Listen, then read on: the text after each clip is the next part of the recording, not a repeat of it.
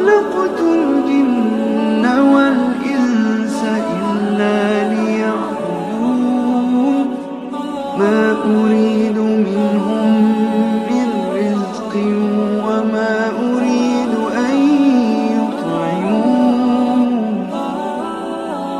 إن الله هو الرزاق ذو القوة المتين.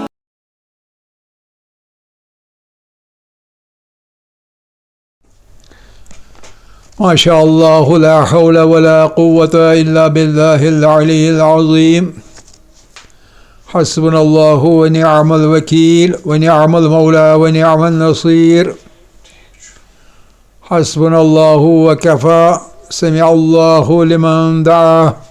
ليس وراء الله المنتهى ومن اعتصم بالله نجا. والصلاة والسلام على عباده الذين اصطفى محمد وآله الطيبين الطاهرين مصابيح الدجى. ورحمة الله وبركاته على من اتبع الهدى. رب اشرح لي صدري ويسر لي أمري واحلل عقدة من لساني يفقهوا قولي. رب يسر ولا تعسر وتمم بالخير آمین یا رب العالمین. عزیزان گرامی، سابقہ درس میں ہم نے ایک مقدمہ پیش کیا، ایک تمہید پیش کی خمس کی، احکام خمس کی، اور ہم نے یہ کہا تھا کہ جب تک ہمارے کسی مال میں اگر خمس واجب ہو چکا ہو اور وہ ادا نہ کیا جائے تو اس میں تصرف نہیں کر سکتے. دو صورتیں ہیں، یا یہ کہ اس کا خمس جو بنتا ہے واجب ہو جاتا ہے تو وہ خمس ادا کیا جائے، یہ ایک صورت ہے. دوسری صورت یہ ہے کہ پورے مال میں سے 5واں حصہ خمس الگ کر کے رکھا جائے اور اس میں تصرف نہ کیا جائے، تبھی جا کے باقی 5 حصوں میں سے 4 حصوں میں آپ تصرف کر سکتے ہیں. تب تک تصرف کرنا جائز نہیں ہے، یعنی مال خرچ کرنا جائز نہیں تب تک جب تک نہ خمس ادا کیا جائے یا الگ کر کے رکھا جائے. جائز نہیں. جائز نہیں کا مطلب کیا ہے؟ جائز نہیں کا مطلب یہ ہے کہ حرام ہے ہاتھ لگانا، تصرف کرنا اس مال میں جس کا خمس یا تو الگ نہ کیا گیا ہو دینے کی نیت سے، یا یہ کہ نہ دیا گیا ہو. ایسا کیوں ہے؟ ایسا اس لیے ہے کہ یہ وہ مال ہے جو ہمارا نہیں ہے. یہ 5واں حصہ بچے ہوئے مال میں سے، سال بھر کے بچے ہوئے مال میں سے 5واں حصہ جو ہے، 4تھا حصہ ہمارا ہے، 5واں حصہ ہمارا نہیں. لیکن اگر الگ نہ کیا گیا تو سب کا سب اپنے تصرف میں ہم نہیں لگا سکتے ہیں، کیونکہ وہ 5واں حصہ اگر ہم تصرف میں لائے تو وہ غصب ہے. تو چونکہ ملا ہوا ہے اس لیے سارے کا سارا غصب کے معاملے میں مخلوط بالغصب، غصبیت کے ساتھ ملا ہوا ہے، تو اس لیے ہم اس میں تصرف نہیں کر سکتے ہیں. اس لیے یا تو ادا کیا جائے حساب لگا کے، یا یہ کہ حساب لگا کے ادا کرنے میں اگر وقت لگتا ہے، جو حقدار ہے اس تک پہنچانے میں ٹائم لگے گا، وسیلے کی ضرورت ہے، کچھ بھی ہے، کوئی مشکل ہے، لیکن الگ رکھنا تو تب بھی لازم ہے.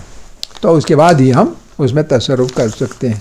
اس سے اندازہ ہوتا ہے کہ خمس کا معاملہ ہمارے اقتصادی معاملات میں اسلام کے اہم ترین رکن ہے. اہم ترین رکن ہے اقتصادی معاملات میں ایک خمس، اور دوسرے نمبر پر پھر زکوٰۃ.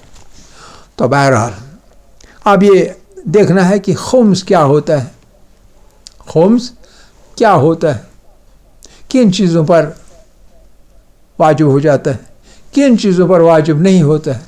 ان معاملات کا، ان مسائل کا ہر مکلف کو علم ہونا چاہیے، اور یہ علم حاصل کرنا واجب ہے، الا اگر آدمی جاہل قاصر ہو۔ جن چیزوں پر خمس نہیں، پہلے اس چیز کو صاف کرے ہم، کن چیزوں پر خمس نہیں ہے؟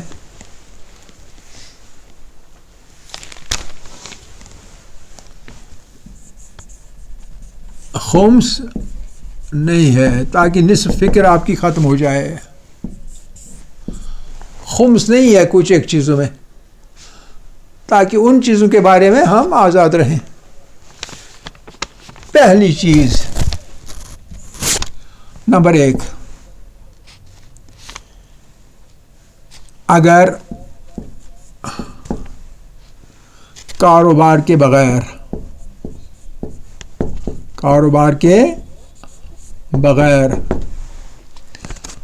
کچھ مال مل جائے،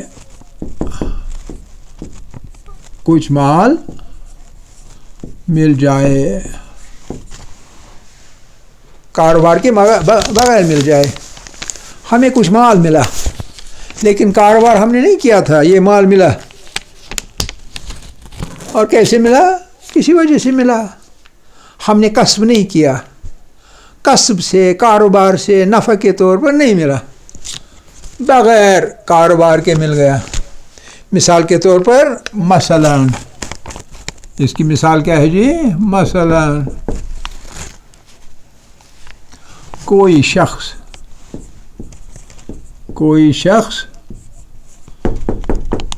مکلف کو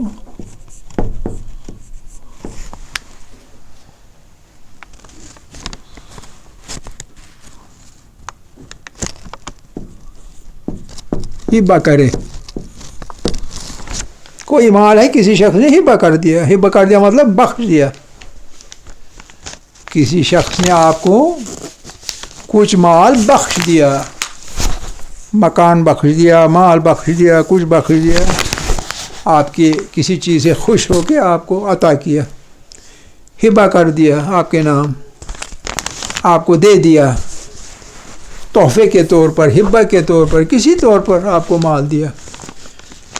جیسے آپ کبھی کچھ کام کرتے ہیں، وہ کام دیکھ کے لوگ خوش ہو جاتے ہیں اور آپ کو انعام دیتے نا، سکولوں میں، کالجوں میں، کمپٹیشنز میں، مختلف مواقع پہ آپ کو بخش دیتے ہیں کوئی چیز، اور کبھی کوئی بڑا سا تحفہ آپ کو دیتا ہے، تو ان چیزوں پر خمس نہیں ہے۔ جو بھی ہبے کے طور پر، تحفے کے طور پر کسی کی طرف سے مکلف کو مل جائے، بغیر اس کے کاروبار کے، بغیر اس کے منافع کے، بغیر اس کے کسب کے، تو اس پہ ہبہ نہیں ہے، نمبر 1۔ نمبر 2، عورت ہے، ایک عورت ہے، کوئی بھی عورت ہے، اور اس عورت کو کیا ہوا؟ عورت کو شادی کے وقت جو مہر ملتا ہے،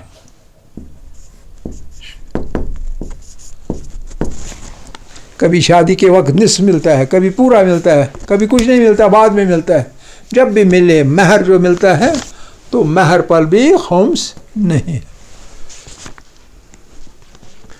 کسی عورت کا مہر ہوتا ہے 1,00,000، 2,00,000، 2,50,000 ہوتا ہے نا، کبھی بہت فیاض ہوتا ہے شوہر، تو وہ سارے کا سارا ایڈوانس میں دیتا ہے، پورا مہر، لو جی پورے کا پورا، سارے مجلس ادا کرتے ہیں۔ آج کل ایسے بھی لوگ ہیں بہت اچھے، یہی اچھی چیز ہے کہ مہر ادا کیا جائے، جس سے کہ حلال بنتی ہے عورت ایک مرد پر، تو اس مہر پر بھی خمس نہیں ہے، ٹھیک ہے کہ نہیں؟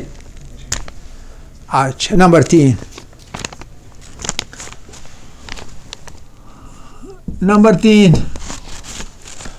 والد صاحب ہیں ہمارے، اس دنیا سے گزر گئے، اور جو کچھ ترکہ چھوڑا وہ ہمیں میراث میں مل گیا، ہم نے خود کوئی کوشش نہیں کی نا، نصب سے، ترکے سے میراث مل گیا۔ جو مال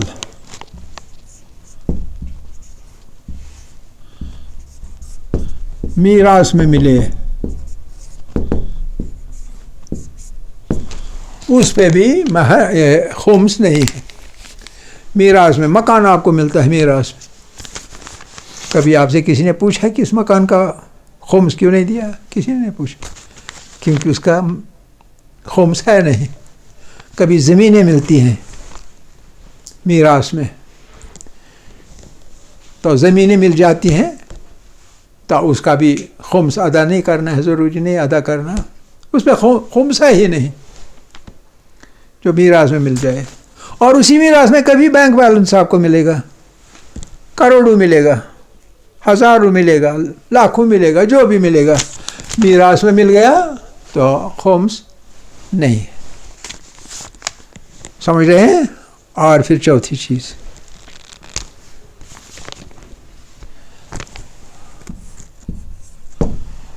اگر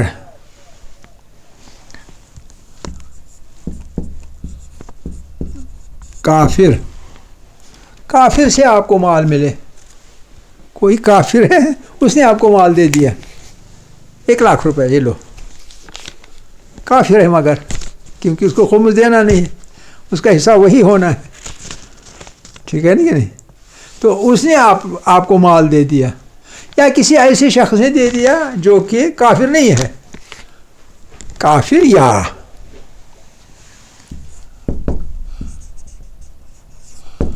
جن لوگوں کا خمس کا عقیدہ نہیں ہے, نہ رکھنے والا, خمس کا عقیدہ نہ رکھنے والے سے, کافر سے یا خمس کا عقیدہ نہ رکھنے والے سے مال ملے تو اس کا بھی آپ کو خمس نہیں دینا ہوگا. اس لیے خدا سے مانگیں کہ کافر سے مار ملے کسی طرح سے, خدا سے مانگیں کہ کوئی مسلمان ہی کیوں نہ ہو لیکن خمس کا عقیدہ نہیں رکھتے ہیں تو ان سے مار ملے, اس پہ خمس ہی نہیں ہے, قسمت ہوگی اگر ملے گا. تحفہ تو ہدیہ میں آئے گا کسی اور طریقے سے, ضروری نہیں تحفے کی. مثال کے تو ایک وکیل ہے, اس نے وکالت کی کافر کی, اس نے بہت سارا مال دے دیا, خمس نہیں ہے کہ کافر سے ملا ہے, یا کسی اور وجہ سے, کسی بھی وجہ سے, اجرت کے طور پر, کسی بھی طور پر. آپ ایک غیر شیعہ کے یہاں کام کرتے ہیں اور وہ آپ کو تنخواہ دیتا ہے, مال ملتا ہے سال بھر کے بعد یا 12 مہینہ, ہر مہینے پورے کا پورا مال کس سے ملا؟ خمس کا عقیدہ نہ رکھنے والے سے. لیکن یہاں ایک پرابلم ہو جائے گی, اور وہ یہ ہے کہ یہ آپ کے قسم میں آ جائے گا, یہ مال کافر میں نہیں آئے گا, خمس کا عقیدہ نہ رکھنے والے کے مال میں نہیں آئے گا, یہ آپ کے قسم میں آئے گا. چونکہ قسم میں آئے گا اس لیے خمس کی گرفت میں آ جائے گا, ٹھیک ہے کہ نہیں؟ ایسی صورتوں سے نہیں, ہبے کی صورت سے نہیں, اجرت کی صورت میں نہیں, لیکن کسی اور وجہ سے کبھی ایسے حالات ہوتے ہیں, مل جاتے ہیں.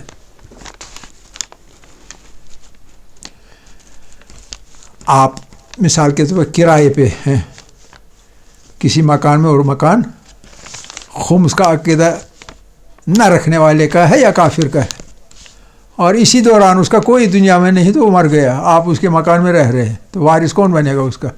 آپ ہی بنیں گے. تو آپ کو اس سے مال مل گیا, خوش قسمت ہے آپ اگر مل گیا تو جب مل گیا تو اس پر بھی خمس نہیں ہے. کافر سے ملے یا خمس کا عقیدہ نہ رکھنے والے سے مال ملے, اس پر بھی خمس نہیں ہے. اور نمبر 5,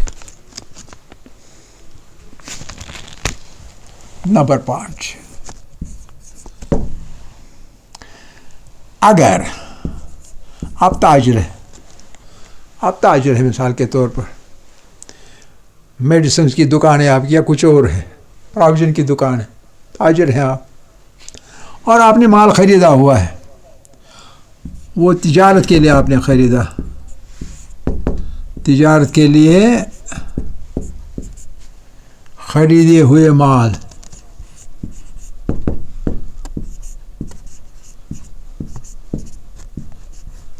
مال کی قیمت بڑھ جائے،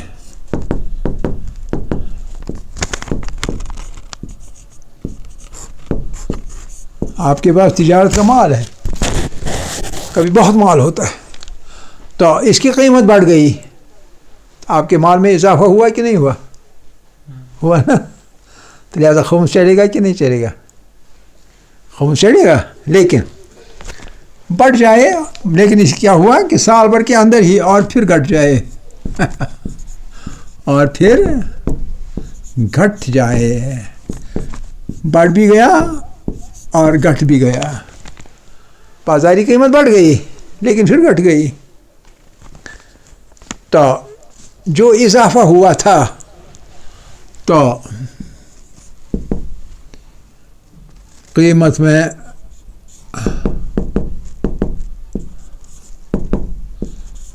جو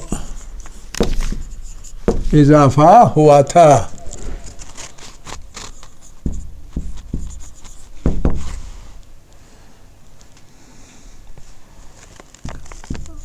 اس میں بھی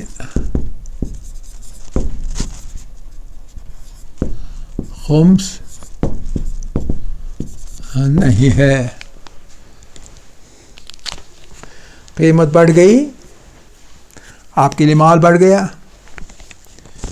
ٹھیک ہے کہ نہیں، لیکن پھر گھٹ گئی، جتنی دیر تک بڑھ گئی وہ آپ کا مال تھا، اب آپ کی قسمت ہے کہ رہا نہیں، واپس گیا، تو اب آپ سے پوچھا جائے گا کہ گیا تو ہمیں کیا ہے، لیکن آپ کو بڑھ چکا تھا تو اس میں سے دے دیجیے خمس۔ نہیں جناب، ایسا نہیں ہے، خمس نہیں ہے، اس کا بڑھ گیا تھا، قیمت بڑھ گئی تھی مال کی، لیکن پھر گھٹ گئی اسی سال میں، اگلے سال میں گھٹ جاتی تو پھر خمس ممکن ہے ہو جاتا ہے، لیکن یہ تو ساتھ میں ہی گھٹ بھی گئی واپس، اور گھٹنے کی وجہ سے جو قیمت میں اضافہ ہوا تھا اب وہ ہوا تھا، اب وہ نہیں ہے، ہوا تھا، اس لیے اس میں بھی خمس اس میں بھی خمس نہیں ہے۔ نمبر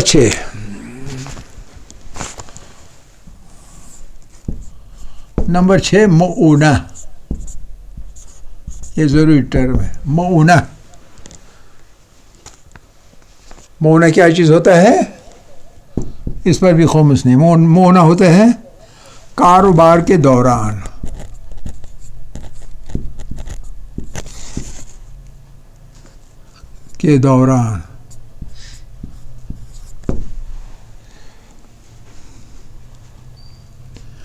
کاروبار کے دوران سال، آمدنی سے، جو آپ کی آمدنی تھی، آپ نے کچھ کمایا، اس آمدنی میں سے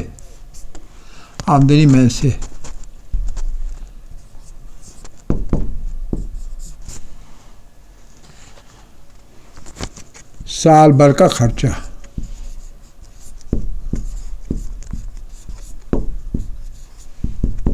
اسی کو مؤونہ کہتے ہیں۔ کاروبار کے دوران سال آمدنی جو ہے آپ کی، اس میں سے سال بھر کا خرچہ جو ہے اس کو مؤونہ کہتے ہیں، اس پر بھی خرچہ پر بھی خمس نہیں ہے، اس کو مؤونہ کہتے ہیں، مؤونہ پر بھی خمس نہیں ہے۔ اس مؤونے میں کیا کیا آتا ہے؟ کھانا پینا، لباس پہننا، گھریلو سامان،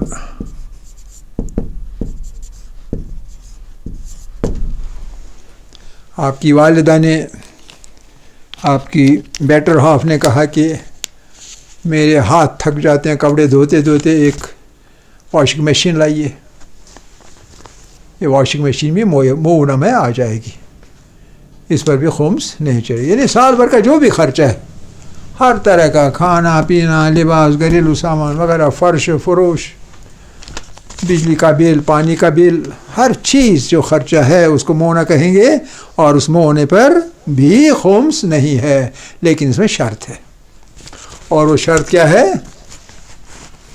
شرط یہ ہے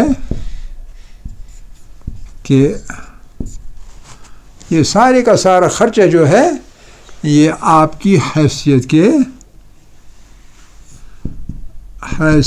کے مطابق ہو.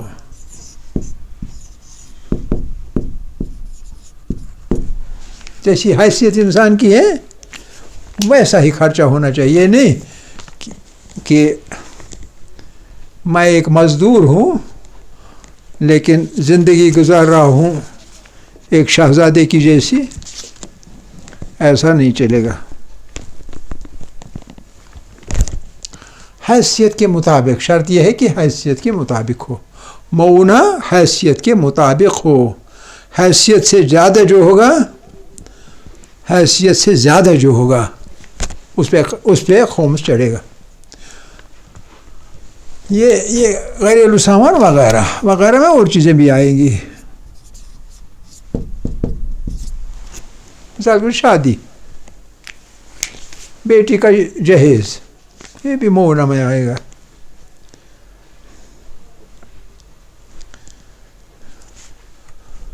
افراط و تفریط نہ ہونی چاہیے، حیثیت کے مطابق ہونا چاہیے، اس میں بھی خمس نہیں ہے. نمبر 7، 6-7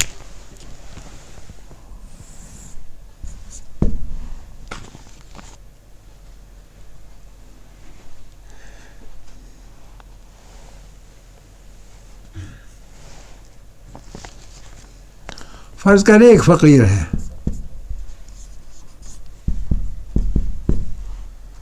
فقیر کو ایک فقیر ہے. فقیر کون ہوتا ہے؟ جس کا اپنا خرچہ میسر نہیں ہوتا ہے، تو پھر اسے خمس میں سے یا زکوٰۃ میں سے یا دیگر مستحبی صدقات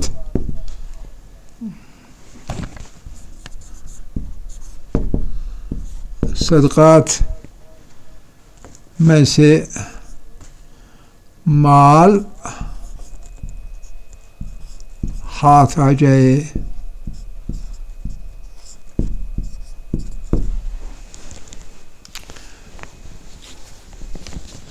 فقیر نے زندگی گزارنے کے لیے ان مختلف طریقوں سے اس کو مال مل گیا، زندگی گزارنے کے لیے بیچارے کو، ہے نا، تو اس پر بھی خمس نہیں ہے، کیونکہ قوت لا یموت کے طور پر ملتا ہے بیچارے کو، اس لیے خمس نہیں ہے.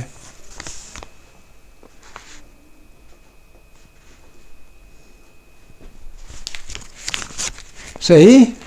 اچھا، یہاں خرچے میں ایک خاص چیز اس طرف کبھی دھیان نہیں جاتا ہے، اور وہ یہ ہے کہ کبھی انسان زیارت وغیرہ پر چلا جائے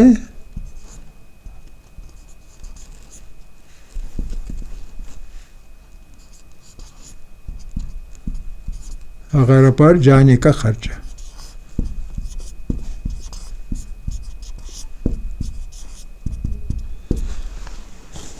کوئی زیارت پر جاتا ہے، پیسہ اس کے پاس پیسہ ہے اس لیے وہ زیارت پہ گیا، لیکن زیارت پر گیا اپنے پر خرچ نہیں کیا، زیارت پر خرچ کیا، اس پر بھی خمس نہیں چڑھے گا، کیونکہ بہت اچھا کام تصور ہوتا ہے، خدائی کام تصور ہوتا ہے، اس لیے اس کو بھی معونہ میں شامل کیا گیا ہے.